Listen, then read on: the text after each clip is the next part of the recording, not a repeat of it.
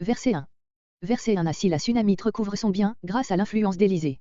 On ne comprend pas, au premier coup d'œil, que, si ce récit est postérieur au châtiment de Géasi, 2 Rois 5.27, le roi allait admis en sa présence. Mais, surtout après la délivrance de Samarie, le roi pouvait être curieux d'entendre le récit de quelques-unes des choses extraordinaires accomplies par Élisée, verset 4, et l'on pouvait au moyen de quelques précautions éviter le danger de contagion. Le Talmud dit que les lépreux pouvaient participer au culte synagogal dans une espèce de cellule établie pour eux dans la salle des cultes, ils y entraient les premiers et en sortaient les derniers.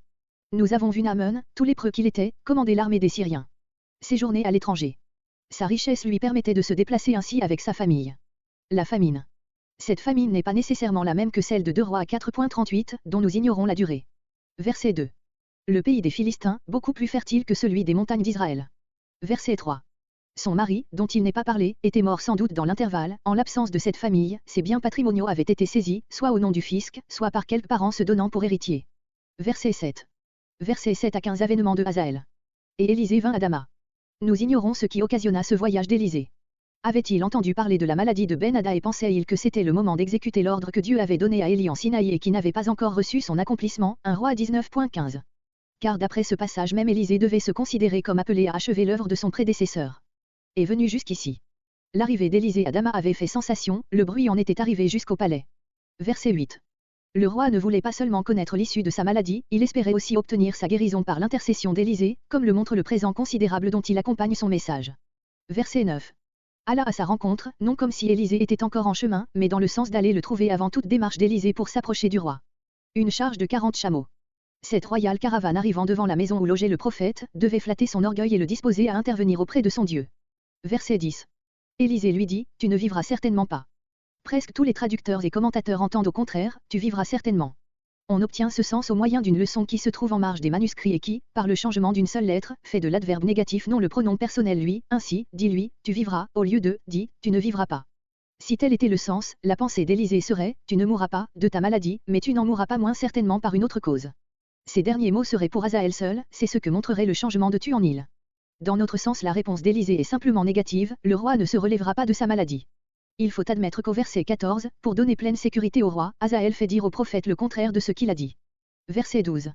Israël a eu peu d'adversaires aussi redoutables que Hazaël, 2 Rois 10.32, 2 Rois 13.3, 2 Rois 13.7, 2 Rois 13.22. Verset 15. Genre de meurtre qui pouvait le plus aisément faire croire à une mort naturelle. Verset 16. Verset 16 à 24 Joram, en Jude, 889 à 884. Comparé 2 Chroniques 21.1-20.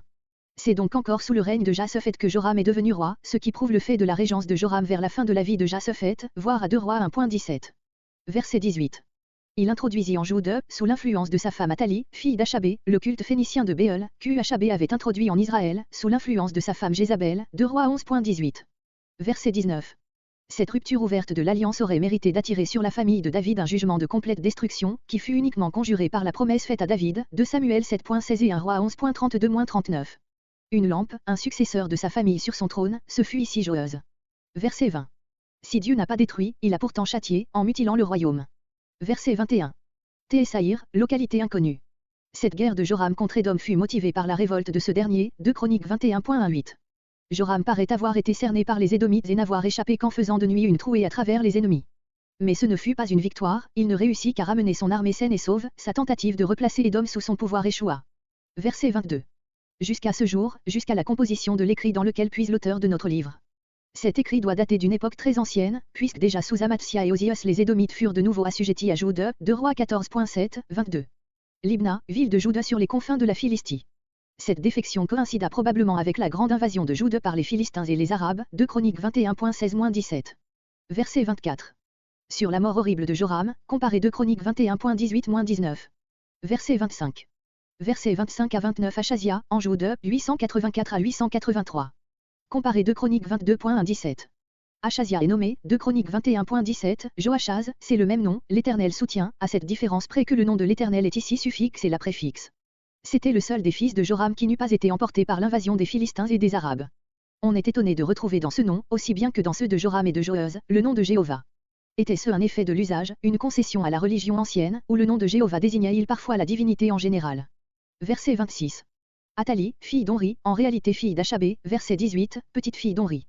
Fille signifie ici descendante. Amri est toujours mentionné comme le chef et fondateur de la dynastie.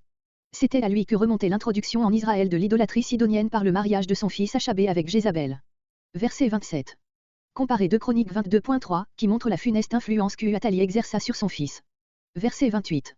À Rémeus de Galade, pour la défendre, elle devait avoir été rendue précédemment à Israël. Verset 29. Jizréel, résidence royale plus rapprochée et plus facile à atteindre que Samarie. Était malade, on peut supposer que sa blessure s'était envenimée. Descendit, de Rémeus, où il était resté à l'armée.